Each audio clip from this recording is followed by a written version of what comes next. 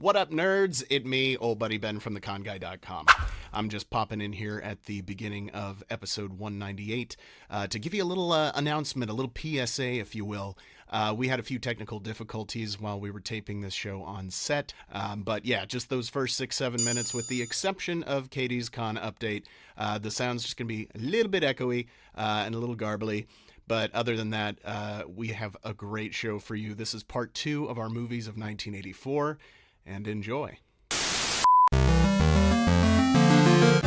This is The Con Guy Show.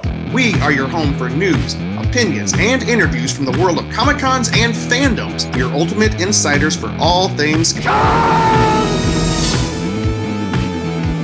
Welcome back to The Con Guy Show, coming to you straight from the heart of Hollywood, California.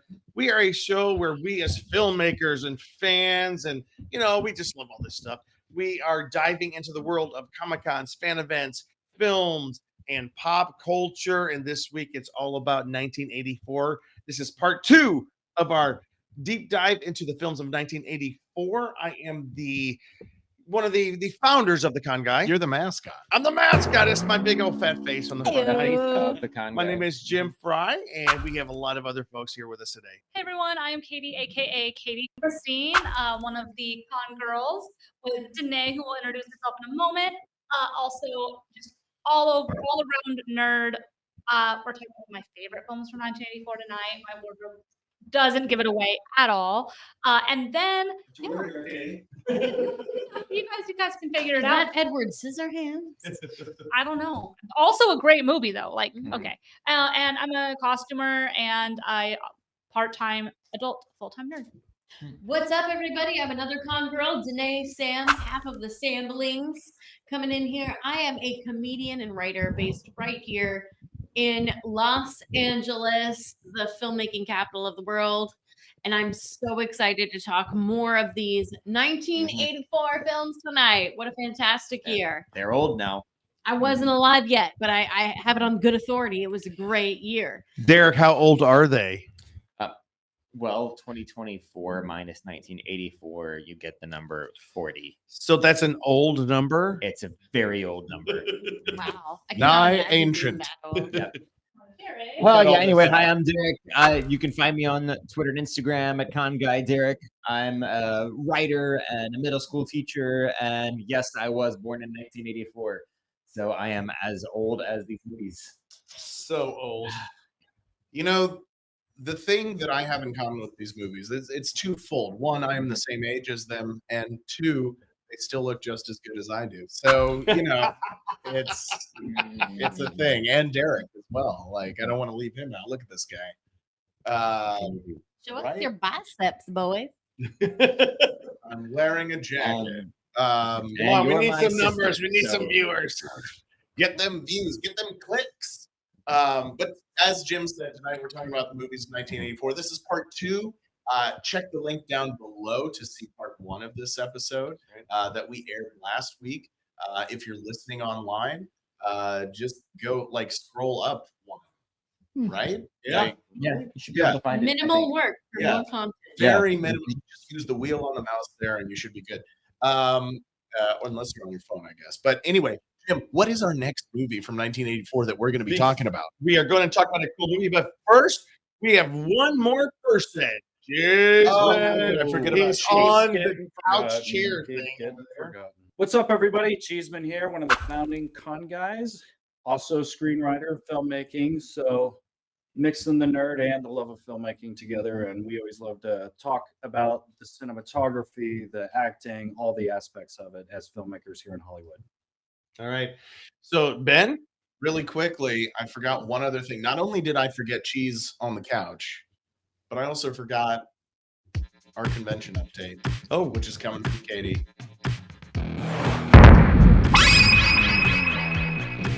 Hey everyone, Katie here for this week's convention update for March 15th through 18th. This week we got a lot of a variety and almost 30 conventions. You can find the entire list of this week's events on theconguy.com, including links for more information. This week I have chosen some conventions that are near and dear to the locations and or interests of my fellow con guy team or myself.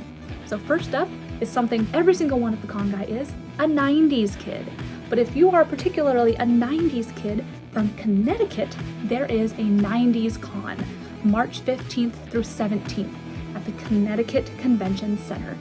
It's sure to be, I quote, the raddest celebration this side of the millennium. But 90s isn't all we have coming this week for you Vegas horror fans. Be sure to check out Days of the Dead, happening March 15th through 17th.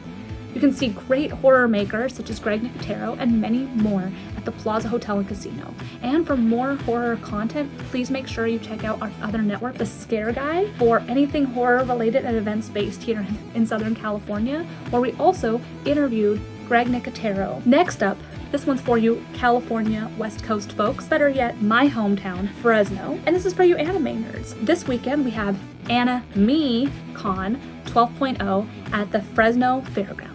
So head to the big Fresno Fair, maybe get some good food, and then check out some great anime content on March 16th and 17th. Next up, we have something for you brick masters and enthusiasts. This one is also because of Con Guy Derek, who is our resident Lego fan. Lover, I should say. If you love Lego also, please check out Orlando Brick Convention at Osceola Heritage Park in Kissimmee, Florida, March 16th and 17th. And last but not least, we are heading to Ohio, home state of Con Guy Luke Cheeseman and the Columbus Toy and Game Show. Check out this one-day event on March 17th at the Ohio Expo Center and State Fair in Columbus, Ohio.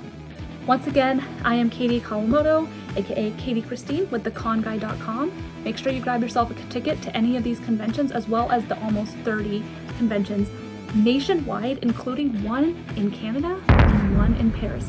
For this full list, including the links, once again, please check out theconguy.com for more information. This has been the convention update from March 15th through 18th, 2024.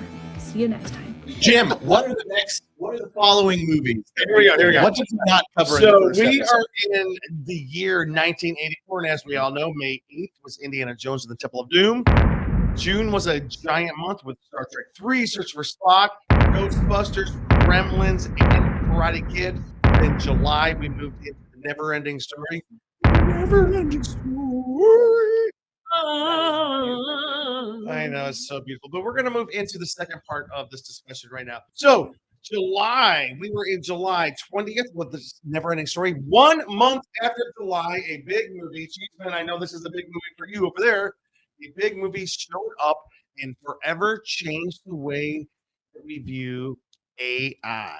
It was James Cameron's Terminator on July 26th. All right, guys, let's talk about it. Yes. So remember, we are playing a drinking game along with our movies of 1984. If you have seen this movie, doesn't matter when, where, or how, in what format, if you've seen it at all, take a drink. You can play along at home, just not if you're driving. Yes, indeed. All right. Who's seen The Terminator, 1984? Cheers. There we go. Indeed. All right. So, interesting thing about Terminator, James Cameron actually used to be a truck driver, and it was part of his inspiration to write Terminator. I believe, unless I'm mistaken, and Jim, you can fact check me on Google right now as I'm saying this. So I'm gonna do it. I'm gonna do it. I'm gonna vamp while you're doing this. But what I've been told, and I believe what I've read in the past, is that James Cameron was making his living as a truck driver, and as he was truck driving, he would write the Terminator. You are correct. As he was a truck driver, he would spend his time on the road thinking up screenplay ideas. I never known that before. But there's very much especially in the first Terminator movie, there is a truck driver vibe. Like there is that going on. And then also, so many people associate the line "I'll be back," with the Terminator. I'll be back. And he turns around and then he drives a car into the police station. Interesting fact, that line was originally going to be "I'll come back," and then he changed it to "I'll be back," and it became very iconic somehow. Yeah. James Cameron quit his truck driving job in 1978 and raised money at that point from a local dentist to produce his first 35 millimeter film. Wow. Guys, don't get up on your day job. It's right. I mean, like, don't give up if you're stuck in a day job that's not your dream. Wait, Ben, did Okay. you have more about that story? No, that's it. Something I love about the Terminator is just how much like technology you see. It's like it's 1984, but they're like, look at how reliant we are on technology. Right. Already 40 years ago. Yeah. With no hint of iPhones or Wi-Fi yet, but we see, big trucks picking up trash and putting it away, the street sweepers, kind of Yeah. like as a way to say, like, oh, the robots, they're coming. Yeah, there's some smart directing with that in the first movie and in the second movie, where you see just all this machinery going on, and there's just this interesting juxtaposition from where you see like the future with the war with the machines, and then it shows like the present, what was present then, where there's like some, like a garbage truck lifting up the dumpster, and you got the robotic arms and everything. Mhm. It is really interesting. And then of course, the bar that Sarah Connor tries to hide in when she knows somebody's after her is called Tech Noir. Basically, Which I gotta say is dark a great technology. move. If somebody's after Yeah. you can get into a crowded space with Yes. a lot of people. Unless that person is a futuristic, superpowered cyborg, Then it's probably not a then great it's not idea. going to help. But how are There's you going to nothing know you that can right do. off the bat Yeah. when he looks so human? Yeah. Well, I mean, can you really say that Arnold Schwarzenegger looks human? Human-ish. He looks Yeah. superhuman. Superhuman. To be honest. Let me ask you guys this, because this is one of the biggest movies on the list right now from 1984, The Terminator. Culturally, what's the impact this movie has had on culture, and has it had like this lasting impact that we're gonna? I mean, how many sequels have we had? Well, Billion. Exactly one. I mean, for one thing, Oh, there you go. only one sequel. For one thing, it elected a governor of California. It did. It did. Yeah. And to Derek's point, the sequel was the very first movie, I think, Terminator 2, that crossed $100 million in its budget. Mhm. It was like one of the most expensive movies ever made. It was Mhm. one of the first movies that used that extensive use of CGI, like Mhm. all the.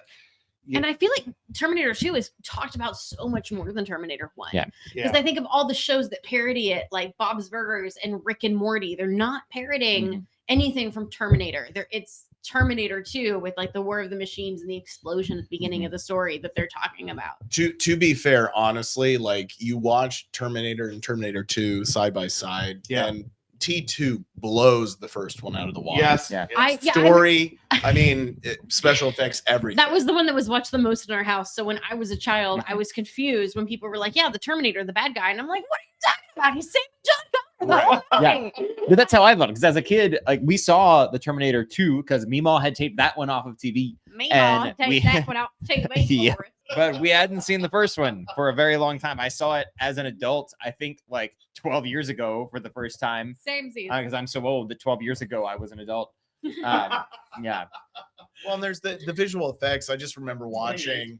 I remember that when I was in my 20s at some point, watching the first Terminator movie, and there's the scene where the gas truck explodes, and that's the first time you see him without any skin on because it all gets burned off in the gas truck Mhm, explosion. yeah. He comes walking out, and it's this janky, weird-looking stop-motion animation Yeah. of the Terminator, and I was just like, this is terrible. You watch the second movie and the T-1000, the CGI. So, but the great thing about the first Terminator movie is that it gave us the second Terminator movie, Mhm. which is one of, I'd say, the greatest movies, one of the greatest action movies, if not one of the greatest movies of all time. I feel like with the Terminator, because like I've seen the Terminator, haven't seen it recently, and again, it was another movie that I've probably seen bits and pieces of multiple times in my life. But and everybody I know who is a massive fan of the Terminator franchise is always mentioning T2 and in high regards. Like never once have I heard someone not say good things about it. I know I've seen it at one point, but like I said, it's not a movie I watch regularly. But I think the reason why it's so iconic is because in that 80s, 90s time, those types of movies were all very, very popular. With like it's wild. AI, with robots, with sci-fi. It was very much one of the main genres at the time. It kind of feel like it kind of kickstarted it, right? Because most of the ones came out in like the 90s.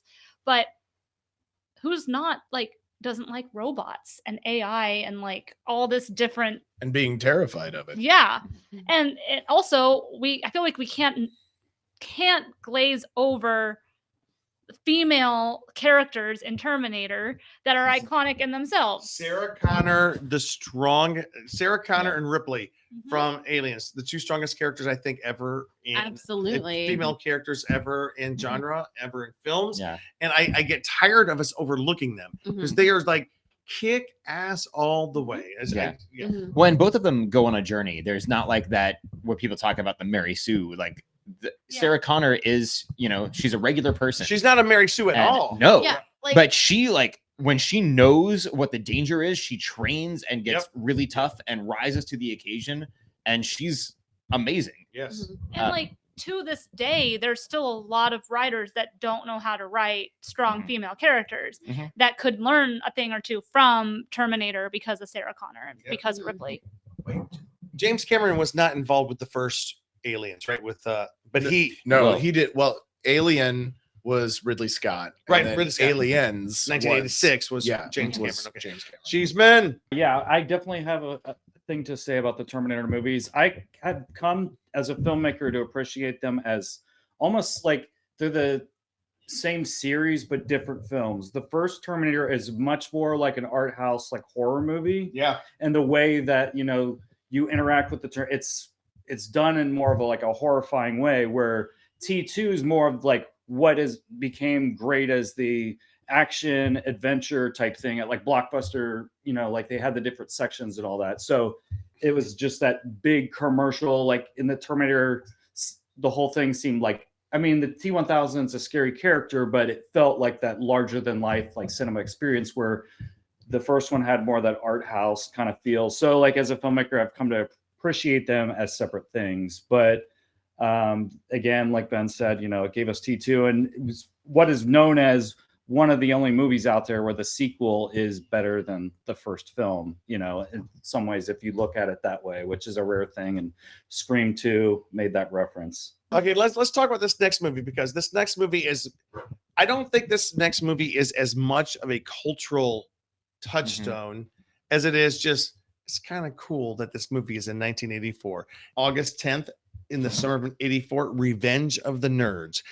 Revenge of the Nerds. So the reason I'm putting it in there, is I feel as if in this last 10 years we have had the ascendance of the nerds. The geeks have inherited the earth. Comic-Con has become this driving force in pop culture. Right, Ben? I'd say it's been the last 15 to 16 years. Okay. Yeah. It was since the era of Twilight and Iron Man. 2009 with Twilight, Iron Man 2008 with yeah. I Iron love Man. that you know when Twilight came out, Jim. Because it just so frustrated me when I was at Comic-Con. Sorry, let's go. It was the year that really launched San Diego Comic-Con into the stratosphere.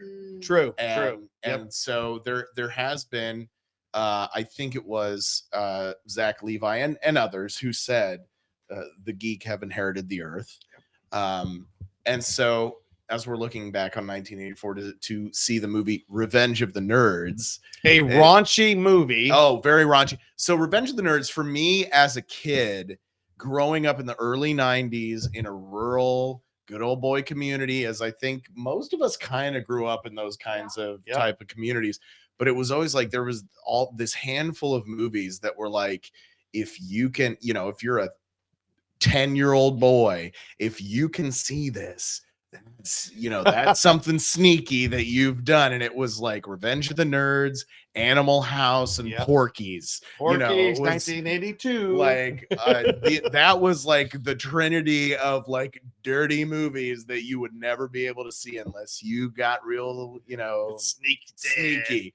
And so Revenge of the Nerds kind of holds that place for me. I don't know if I don't think I've still ever actually sat down and watched this film in its entirety. I think I've seen parts of it on an edited for TV format. I think I might have seen it here and there, but I don't think I've ever actually sat down and watched Revenge of the Nerds. Anyways, Revenge of the Nerds is the reason that I think this movie is significant, because it finally recognized the fact that there was the nerds society. Back in the 80s, everything, cheerleader, the football player, the Breakfast Club. Yeah, and then there was the one nerd, the guy with the tape on his glasses, the George McFly, if you will. Yep. And it was just the one, but you're saying at this point it was acknowledging that there was a subculture of this. There was a subculture of people, and not just because they had tape on their glasses, but because they weren't like the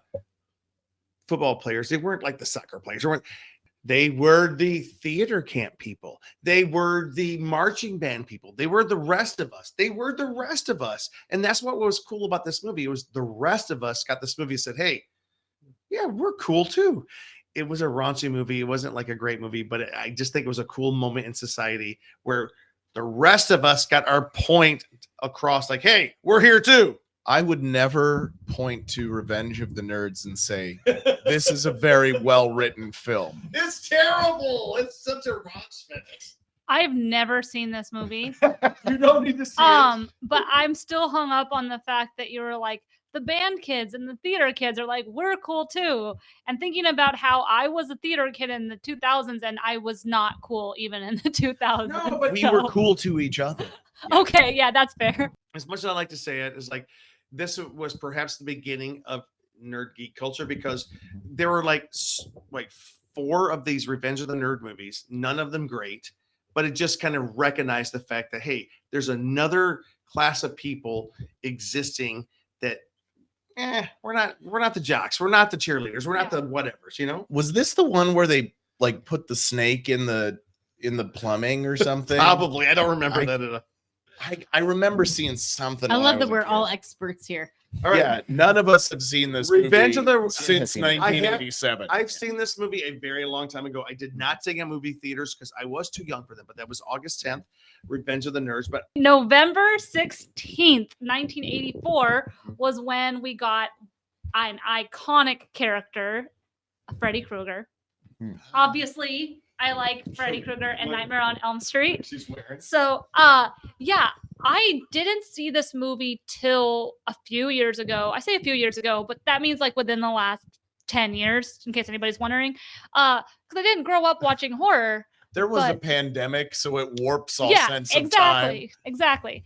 But I've seen all the, or tried to see most of the slashers from the 80s. And I feel like everybody has their own one that they love more than the rest. Freddy is mine, terrifying me.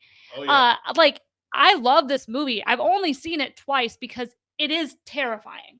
Like, I have to be okay with being scared and being okay with like Look at watching what it. she's wearing, Yeah. though, to be such a. Yeah, only no. saw it twice. But yeah, but Dreaming of it's- you. because the thing that was so terrifying to me about Freddy is you're sleeping when he attacks you. Yep. That's terrifying. You can't do anything about it. It was pretty graphic for an 80s movie, I think. No, it was 1984. Freddy, the very first Freddy, when the girl got spun up in the, in the the air. in the air and her stomach was being sliced open. It was super graphic, Yeah. graphic. It was very graphic. But my favorite part in Nightmare on Elm Street is when the mom gets turned into an inflatable doll and pulled through the. No, it's the 1980s effects of like at the end of the film. Spoiler alert! If you didn't see this film 40 years ago, it seems like everything is okay and it was all a dream. And they start to drive away, and the car turns into Freddy Krueger, and the mom is waving from the porch, and then like the arm reaches through and grabs her, and then in the next shot, it's an inflatable doll. Like it's pulled through like the window and the door. I laughed That's getting so turned hard into in an that inflatable movie. doll is frightening. I'm sure. Yeah. scary. That would be, to be fair. Frightening. The reason why Freddy to me is my favorite, because in most of the slasher films that everybody knows and loves, the main slasher is not the main focus of their first film. Mhm. And with Freddy, he is the villain from the get-go. Something I do love about like Nightmare on Elm Street, though, is that you find out the story behind Freddy Krueger is that he basically murdered people. He Mhm. got off on a technicality, and all the parents in the town were like, "We're not gonna have this," and Yeah. they just went and killed the guy. Yeah. Yeah. Like- he victimized children, and so like the Yeah. parents in the town And were like, no, we're not going to let this guy. We're not gonna let him get away Yeah. with it. Just vigilante justice, but unfortunately, he came back. through In a the way, machines. you don't want to say that you're for that. but there's a tad bit of satisfaction with knowing, like, at the Well, and parents, also it's the like, parents were not going to let this guy keep Mhm. on Yeah. victimizing their children. and Exactly. also like that means that character was always a villain. It's not like he was like with Jason. There's almost this thing where like he was allowed to drown because the counselors were messing around. he or was- something. Yeah, he was an It was innocent. like Freddy Yeah, has no yeah. right to go after revenge. Like Right. he was always evil. He was the bad guy. Mhm. So like to a certain point, you can be like, well, Jason's kind of justified in his actions. So this next movie, November 25th, Supergirl, was a movie I would say that perhaps. Okay, wait. it doesn't matter that my glasses. Let's see. Yeah. Who has seen it? No. Okay, I I know it exists. I'm gonna take a break. I watched it on like video sometime. Here we go. They Mhm. used AI to replicate it in the Flash movie. Did they really? Yeah. Right. They were. Did anybody here see the Flash? No. Yes, I love the So- Flash one. Totally not. The new Flash movie. The The new new Flash one. movie The with Ezra movie- Miller and Michael Keaton. I thought it was great. For me, it's Batman 3. It is personally. yes, it's the I will have best to of check it out, I guess. that era of the Mhm. WB superhero movies. And but when they're going through time and they show like the Nicolas Cage Superman and all these, He you know, looks so other things, weird. he looks really weird. But there was a shot of Supergirl in there, the 1984 Supergirl, Remember that? very briefly. But I never saw the movie. I saw the Chris Reeves Mhm. Superman movies, or at I least a couple saw of the them. movie, and I'll be honest with you. I think it was a very disposable movie. It's in here. It's 40 years old, but the biggest cultural resonance that we can Mhm. kind of talk about today is the fact that there's a new Supergirl coming out. Supergirl, Woman of Tomorrow, is taking flight with House of the Dragon star Millie Alcock. Have you guys been watching House of the Dragon? Yeah. Love House of the Dragon. So James Gunn is coming up with a new Supergirl, and so let's just say I have a feeling, I have full confidence that this is going to be a much more better. This sounds terrible. Much more better movie than the previous one. I mean, and they haven't really done Supergirl dirty, I don't think, because the TV show with Melissa Benoist. Yeah. Was good. All of those Arrowverse, CW kind of DC universe shows they all had their high points and were pretty good overall. Good. And then of course the young actress that played Supergirl in The Flash, Sasha Calle, Mhm. I thought she was excellent. Very different take, of course, brunette, Latina, not the blue eye, blonde hair, all American kind of, typical Supergirl, but very compelling character. And now we're going back to the original kind of blue-eyed blonde hair character with a great actress under the tutelage of a great universe builder in James Gunn. I'm looking forward to it. December 5th. Jim, I have 3 words for you. Yes. Spice must flow. Yeah, let's talk about it. What are we talking about, Ben? Dune, of Yeah. course. Yeah. The longest sci-fi book ever written. Maybe not, but continue. Maybe, Darren. but it feels like it. Yeah, so there was this version of the movie. Of course, there was a more recent one. We're getting part 2 this year, but this one that came out in 1984 had Patrick Stewart. Sting was in there. He shows up later as like this assassin, and when he first shows up, he's in like this leather Speedo looking outfit or something. It's weird. There's also the famous actor Guy from Twin Peaks. There you go. That There guy. you Yeah. That guy. And you could tell it has very much an 80s sci-fi look and feel to it. And the guy that plays the main character, Paul, was in some stuff later. He had a recurring role in How I Met Your Mother, the captain. The captain. That's the guy from Twin Peaks, right? Yeah. Oh, But remind me. yeah, and so there's such a huge cheese factor with the visual effects and everything, but at the same time, it's also just fun sci-fi. If you're a fan of the book, then the older movie will never measure up, I'm sure, in that way, unless you've just got a special place in your heart for it because you love 80s sci-fi. So let me ask you this. For those of you who have seen the first half of Dune, the new Dune. How was the new Dune stacking up to the original 1984? That one Dune? with Timothy Cheddar Biscuit. Yeah, that one. Yeah, Timothy Chalamet. Well, the thing, Timothy Shaw. I think people who aren't friends that I've talked to who don't know the book, some people, at least my wife, wasn't a big fan of the newer movie, probably because it takes its time a little bit more. I'll tell you this. People thought the movie took its time. Mhm. Have you ever picked up a copy of the book? It's like a cinder block. Yeah. I haven't read it, but I use it as a self-defense weapon. Right, exactly. You carry one of those on you, you don't have to worry about being mugged. It's Exactly. intricate, and it's the kind of sci-fi where it's very paradigm shifting. You think about like where humanity could be if we last for this long into the future. That's all I remember from the Okay. movie. don't remember that. You lost me. So that's December 14th. So that's the year of 1984. Real quick, Katie, before we end, we have a couple of bonus features. March 9th, Splash. Yes. Yes.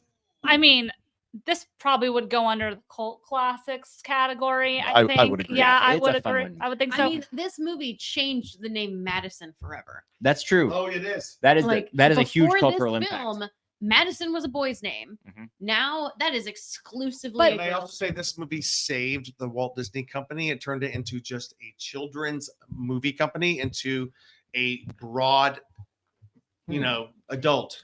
And now they've edited I was it gonna over the say- butt crack and aren't they On like Disney remaking Plus. it or serious? on Disney Plus at Yeah. the end when she runs back into the ocean and you can see her bare butt.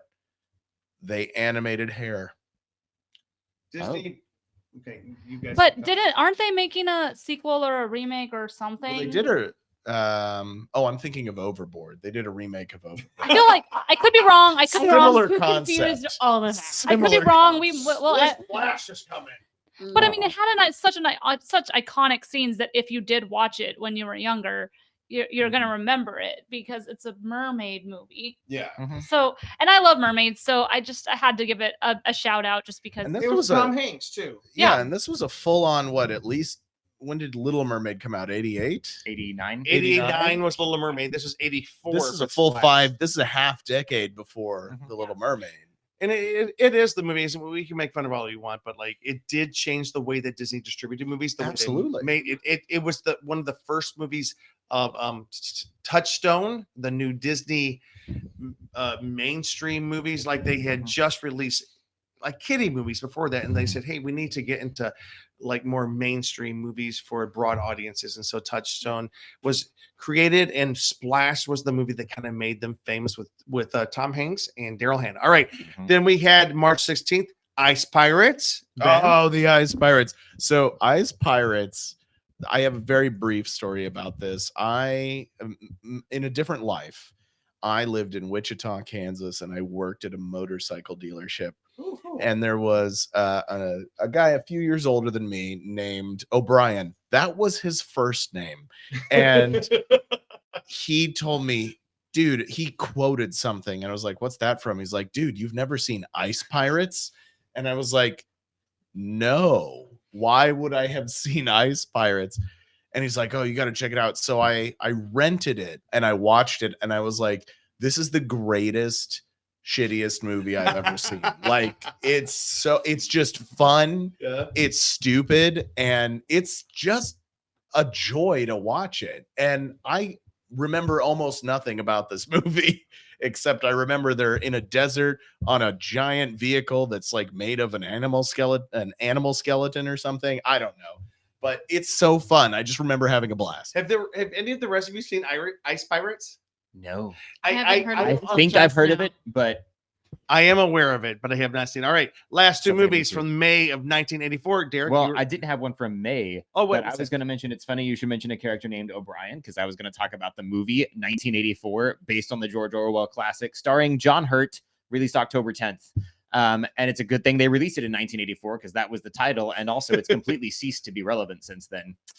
All right, last Nothing to do with that anymore. Last Good two thing we movies. avoided that. Right. May the 4th, we were introduced to the lovely just the beautiful Molly Ringwald in 16 Candles, a movie which some have found favor with and some have found problems with. But you know what? It is still a movie we talk about to this day. 16 Candles, John Hughes. There is something to say about so many movies that came out in the 60s, 70s, 80s that were impactful, that they were a product of their time. Yeah.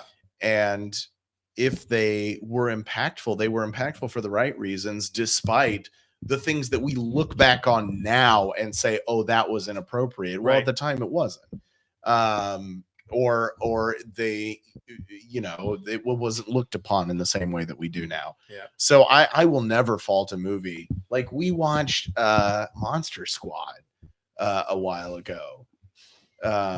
Monster Squad. It's like, are you going to tell me it's offensive? Well, they use words in there that kids in the 80s would have called each other that Nards? we don't find appropriate now. And they're a product of their time, but that doesn't mean the positive aspects of them are any less positive. It just means we need to be aware of what we're watching and what era it's from. That's right. Are you saying we should practice discernment when we take in entertainment? Heavens no.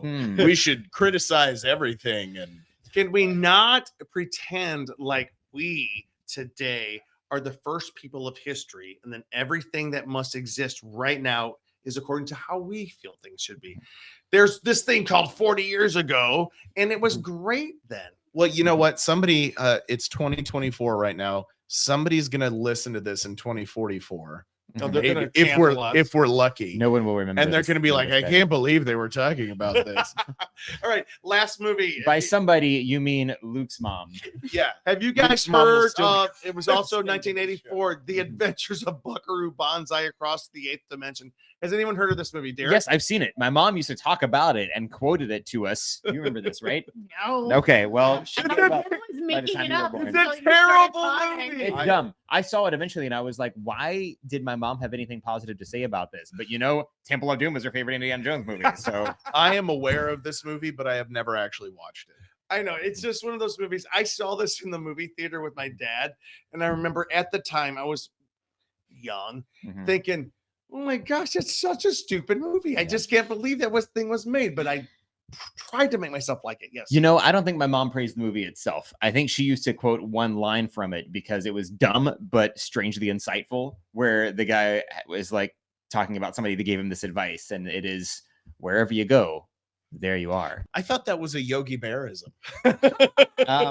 It sort of sounds like it, All right? right, guys. Listen, can we just say that 40 years later, we're still talking about this movie? So there's something it did right. Maybe it did a whole lot wrong, and that's what it did right. Anyways, thank you guys for joining us this week. This is the part 2 of our 1984 discussion.